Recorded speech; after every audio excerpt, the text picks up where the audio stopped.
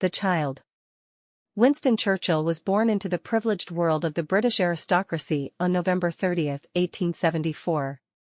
His father, Lord Randolph Churchill, was a younger son of the 7th Duke of Marlborough.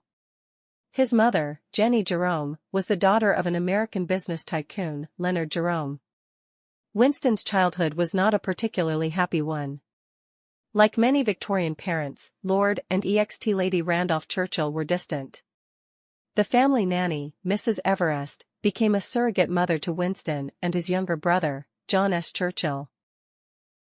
After passing out of Sandhurst and gaining his commission in the 4th Hussars in February 1895, Churchill saw his first shots fired in anger during a semi-official expedition to Cuba later that year. He enjoyed the experience, which coincided with his 21st birthday. In 1897, Churchill saw more action on the northwest frontier of India, fighting against the Pathans. He rode his grey pony along the skirmish lines in full view of the enemy. "Foolish perhaps," he told his mother, "but I play for high stakes, and given an audience, there is no act too daring and too noble." Churchill wrote about his experiences in his first book, The Story of the Malakand Field Force, 1898. He soon became an accomplished war reporter, getting paid large sums for stories he sent to the press, something which did not make him popular with his senior officers. Using his mother's influence, Churchill got himself assigned to Kitchener's army in Egypt. While fighting against the dervishes, he took part in the last great cavalry charge in English history, at the Battle of Omdurman in 1898. After passing out of Sandhurst and gaining his commission in the 4th Hussars in February 1895, Churchill saw his first shots fired in anger during a semi-official expedition to Cuba later that year. He enjoyed the experience, which coincided with his 21st birthday. In 1897, Churchill saw more action on the northwest frontier of India, fighting against the Pathans. He rode his grey pony along the skirmish lines in full view of the enemy. "Foolish perhaps," he told his mother, "but I play for high stakes, and given an audience, there is no act too daring." His parliamentary career was far from being plain sailing, and he made a number of spectacular blunders, so much so that he was often accused of having genius without judgment. The chief setback of his career occurred in 1915 when, as First Lord of the Admiralty, he sent a naval force to the Dardanelles in an attempt to knock Turkey out of the war and to outflank Germany on a continental scale. The expedition was a disaster, and it marked the lowest point in Churchill's fortunes. However, Churchill could not be kept out of power for long, and Lloyd George, anxious to draw on his talents and to spike his critical guns, soon reappointed him to high office. Their relationship was not always a comfortable one, particularly when Churchill tried to involve Britain in a crusade against the Bolsheviks in Russia after the Great War.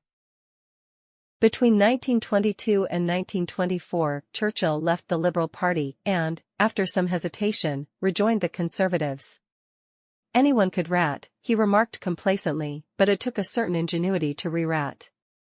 To his surprise, Churchill was appointed Chancellor of the Exchequer by Stanley Baldwin, an office in which he served from 1924 to 1929. He was an ebullient if increasingly anachronistic figure, returning Britain to the gold standard and taking an aggressive part in opposing the general strike of 1926. After the Tories were defeated in 1929, Churchill fell out with Baldwin over the question of giving India further self-government. Churchill became more and more isolated in politics, and he found the experience of perpetual opposition deeply frustrating. He also made further blunders, notably by supporting King Edward VIII during the abdication crisis of 1936. Largely as a consequence of such errors, people did not heed Churchill's dire warnings about the rise of Hitler and the hopelessness of the appeasement policy. After the Munich crisis, however, Churchill's prophecies were seen to be coming true, and when war broke out in September 1939, Prime Minister Neville Chamberlain appointed him First Lord of the Admiralty. So, nearly 25 years after he had left the post in pain and sorrow, the Navy sent out a signal to the fleet, "Winston is back." The war leader. For the first 9 months of the conflict, Churchill proved that he was, as Admiral Fisher had once said, a war man. Chamberlain was not.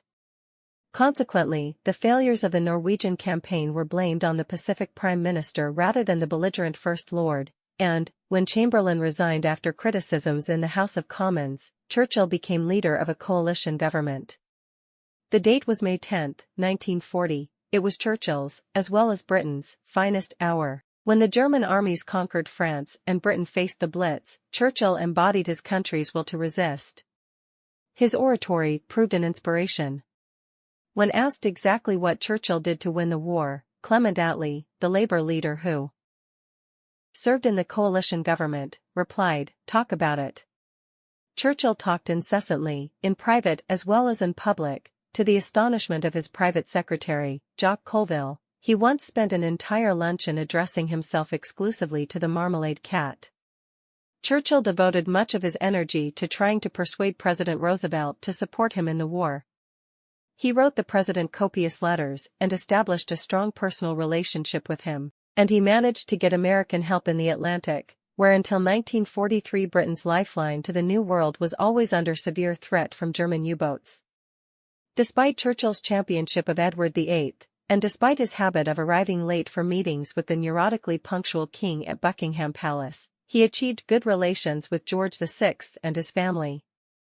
Clementine once said that Winston was the last surviving believer in the divine right of kings. As Churchill tried to forge an alliance with the United States, Hitler made him the gift of another powerful ally, the Soviet Union. Despite his intense hatred of the communists, Churchill had no hesitation in sending aid to Russia and defending Stalin in public. If Hitler invaded hell, he once remarked, I would at least make a favorable reference to the devil in the House of Commons. In December 1941, 6 months after Hitler had invaded Russia, Japan attacked Pearl Harbor. The war had now become a global one, but with the might of America on the Allied side, there could be no doubt about its outcome. Churchill was jubilant, remarking when he heard the news of Pearl Harbor, "So we have won after all." Japan attacked Pearl Harbor. The war had now become a global one. But with the might of America on the Allied side, there could be no doubt about its outcome. Churchill was jubilant, remarking when he heard the news of Pearl Harbor, "So we have won after all." However, America's entry into the war also caused Churchill problems. As he said, the only thing worse than fighting a war with allies is fighting a war without them. At first, despite disasters such as the Japanese capture of Singapore early in 1942, Churchill was able to influence the Americans. He persuaded Roosevelt to fight Germany before Japan, and to follow the British strategy of trying to slit open the soft underbelly of Europe. This involved the invasions of North Africa, Sicily, and Italy, the last of which proved to have a very well-armored belly. It soon became apparent that Churchill was the littlest of the big three.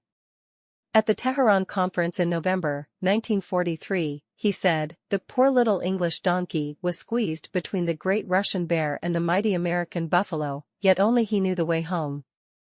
In June 1944, the Allies invaded Normandy and the Americans were clearly in command. General Eisenhower pushed across northern Europe on a broad front. Germany was crushed between this advance and the Russian steamroller. On May 8, 1945, Britain accepted Germany's surrender and celebrated Victory in Europe Day. Churchill told a huge crowd in Whitehall, "This is your victory." The people shouted, "No, it is yours," and Churchill conducted them in the singing of Land of Hope and Glory. That evening, he broadcast to the nation urging the defeat of Japan and paying fulsome homage. From all over the world Churchill received telegrams of congratulations, and he himself was generous with plaudits, writing warmly to General de Gaulle, whom he regarded as an awkward ally but a bastion against French communism.